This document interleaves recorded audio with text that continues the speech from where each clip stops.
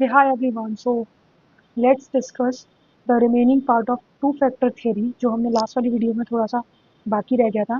हमने ये तक देख लिया था कि जी फैक्टर और एस फैक्टर इंटेलिजेंस के दो पार्ट बताए थे स्पेयरमैन ने 1904 के अंदर।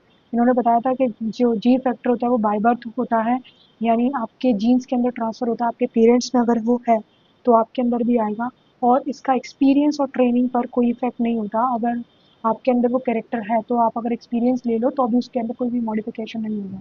ठीक है, ये ट्रांसफरेबल होता है, यानी आपके पेरेंट्स ऑब्वियसली आपके अंदर आएगा। और in the basics of every activity, मतलब ये हर एक स्पेसिफिक एक्टिविटी का बेसिक्स होता है। ठीक है, दैट इज जी फैक्टर।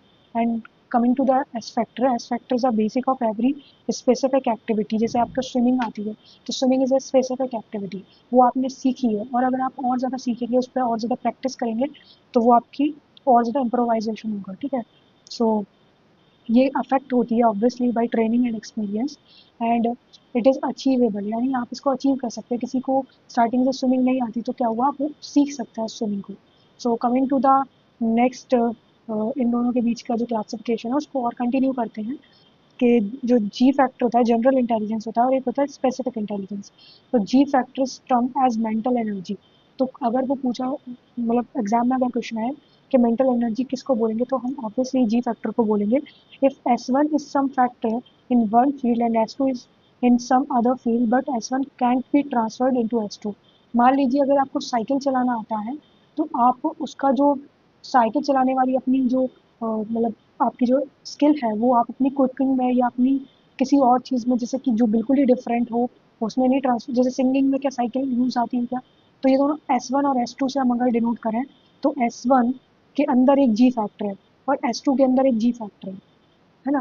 तो इन दोनों का जो इंटरसेक्शन होता है that is G factor. Ji factor मतलब जैसे कि आप ऑब्जर्व अच्छा करते हो, तो अगर आप अच्छे कॉमेडियन हो, ठीक है, तो वो आपकी चीज़ उसमें यूज़ में आ रही है। ठीक है, अगर आप अच्छे पोएट हो तो भी आपके उसमें आ रही है। तो ये दोनों स्पेसिफिक फैक्टर्स अलग अलग हो गए, पोएट करना और एक अच्छा कॉमेडियन होना। लेकिन इनके अंदर जो ऑब्जर्विंग की जो चीज़ है ना, that is G factor. I think, I hope आप समझ पा रहे होंगे, है ना?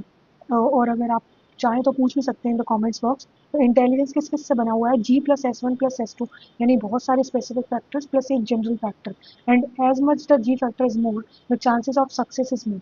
ठीक है, Spearman consider G factor as more important as compared to the S factor. Obviously, G factor is more important than the S factor, and scientists criticize this theory by saying that it is already includes different factors. मतलब scientist ने इस two factor theory को भी deny किया। उन्होंने बोला कि इसके अंदर ही और बहुत सारे फैक्टर हैं